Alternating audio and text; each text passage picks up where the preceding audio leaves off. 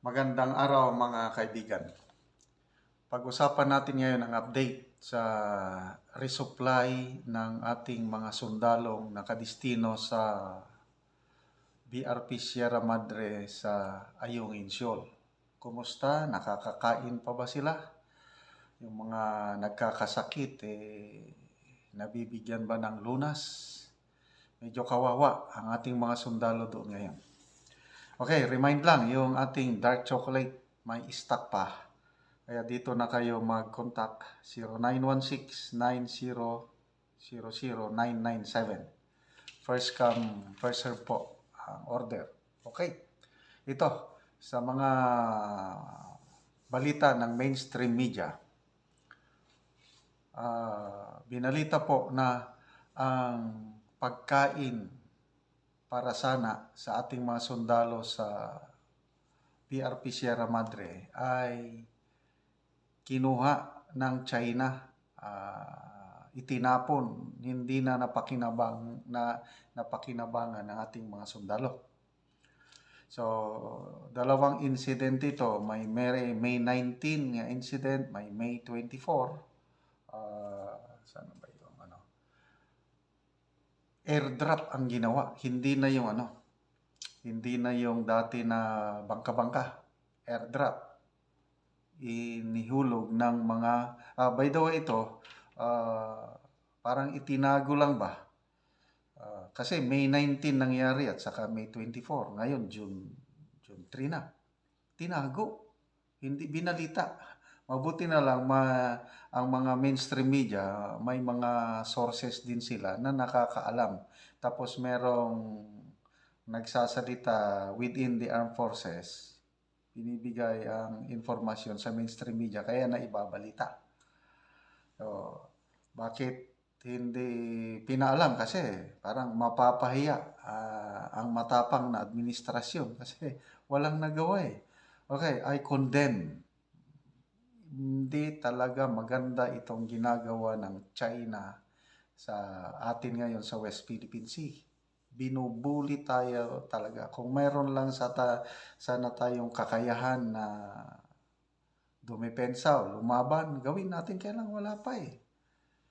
So, yun, airdrop. Hinulog ng helicopter yung resupply, mga pagkain. Kaya lang, according to sources ng Inquirer, Manila Times at iba pa, nandun ang Chinese Coast Guard at hinuli yung mga pagkain at itinapon na lang, hindi na napakinabangan ng ating mga sundalo. Yun po ang nangyari. Tapos meron pang insidente, I think May 24, mayroong sundalo natin doon na may sakit at itra-transfer sana sa isang Coast Guard vessel natin. Parang blinak ng Chinese Coast Guard at yun na prevent yung pag-transfer ng masakitin na sundalo natin. So, lahat ito nakakaawa na kalagayan ng ating kasundaluhan. So, bakit nagkakaganito tayo ngayon dyan sa West Philippine Sea? Na nung una, hindi naman. Again, it's a matter of foreign policy. Panahon ni PRRD, wala pong ganyan. Lalo na sa ating mga mangingisda. Di ba, nagkaroon ng hearing sa Kamara tungkol sa so-called gentleman's agreement.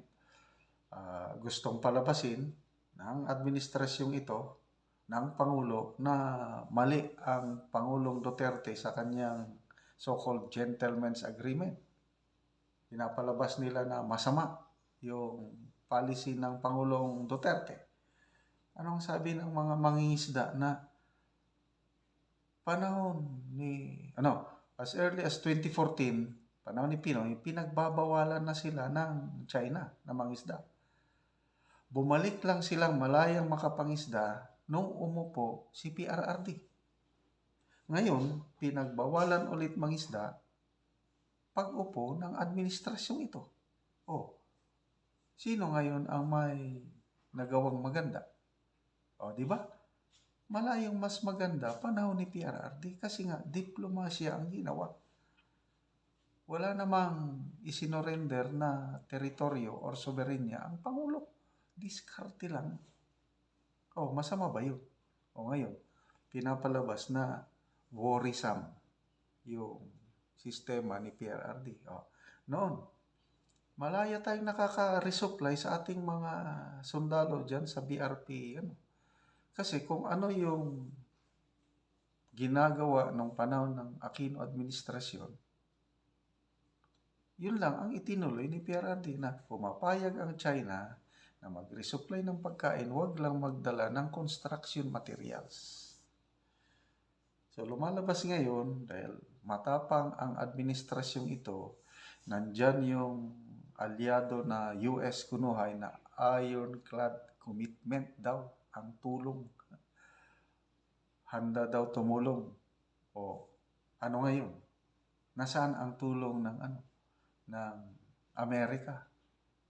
Wala. Hanggang salita lang yan. Kahit sabi pa ang Pangulo na yun daw joint maritime drills o patrol. Ginawa noong April. 4 na countries. US, Japan, Australia, Philippines. Show of force, maritime exercise sa West Philippine Sea. Ano sabi niya? I hope it can de-escalate tension. Huhupa na ang tension. O ano ngayon? Humupa ba ang tension? Wala na. Hindi na makakain ang ating mga tropas. Kawawa sila doon. So, again, it's a matter of foreign policy. Dito na natin, ang nakikita kong labanan ito is pahabaan ng pasensya o patigasan ng ulo. We will continue to resupply our troops. I agree. Kasi territorial waters natin yan. Kaya lang, ang China naman, they will continue to bully us to stop anything from resupplying our troops. So, anong mangyari ngayon? So, gugutumin ang ating mga sundalo. So, ito na ngayon ang sakit sa ulo na dala ng isang foreign policy ng presidente na noong una napakaganda. Yung sabi niya, we will be friends to all, enemy to no one. Biglang bumaliktad, naging sunod-sunuran sa kagustuhan ng mga Amerikano. So nakikita ko, galit na galit ang China sa atin ngayon dahil sa pagdikit ng Pilipinas sa US. Lalo na yung ang pinakamatindi ngayon, yung pagpayag ng Pangulo na ang US mag-deploy ng mga medium-range ballistic missiles dito sa ating bansa. Delikado po yun. Kasi malalakas na mga missiles na pwedeng matarget ang China. So ito po, paghahanda na ng US kasi anytime pwedeng i-invade ng China ang Taiwan. So in response, ang US, nag-preposition na siya dito dahil sa foreign policy ng Pangulo. Yun, nadagdagan ng EDCA sites, nandyan na sa Cagayan, Isabela, ang tropa ng Amerikano, pati yung missile system nila. Nako, yun na po, galit na galit ang China sa atin. Hindi lang China, pati Russia. So, dami na ang problema sa ating bansa. Tumataas ang presyo ng bilihin. Inflation. Ano yung prediction ng Bangko Sentral? Tataas ng inflation 4.5% itong April. Itong Mayo. Noong April is 3.9. So, wala. Dahil pataas na pataas ang inflation, tataas ang interest rates, magkakaroon ng economic slowdown, kakaroon ng job shortage. So, yun na po. Kaliwat kanan na ang problema sa ating bansa ngayon. At sana itong may pagkakataon pa na ma-resolve itong issue sa West Philippine Sea na delikado, magiging mitya ito ng digmaan, yung Taiwan na gustong-gusto ng bawiin ng China, maiipit tayo nang dahil lang sa kagustuhan ng presidente na pagbigyan ang kagustuhan ng Amerika. Ito na yung tinatawag natin na proxy war. So, ito na, May 24. So, wala nang balita. Tahimik ang Bakit itinago? Kasi, pahiya ito sa ang mga senador. Yun na lang. They just condemn. Ang daming mga senador na nag-condemn. Ako rin, I condemn. Kaya lang hanggang condemn na lang tayo. Sigurado ang Department of Foreign Affairs. Protest na naman. Diplomatic protest. Hanggang ganun na lang. Ay wala. Again, to me, mas maganda yung diskarte ni PRRD noon na status quo lang, as is where is. Tapos, walang presensya ng Amerikano para hindi lalala ang tension with China. Ang China po ay, hindi ako pro-China, kailang I believe na mayroong solusyon yan, yung dialogue yan. Mag-usap hanggang Actually, ganyan ang sinasabi ni candidate Bongbong Marcos noon eh. Mag-usap lang, dialogue. O ano nga, nasaan ang dialogue? Wala na. Patigasan na ng ihi, patigasan ng ulo. Kaya nagiging kawawa ang mamamayang Pilipino.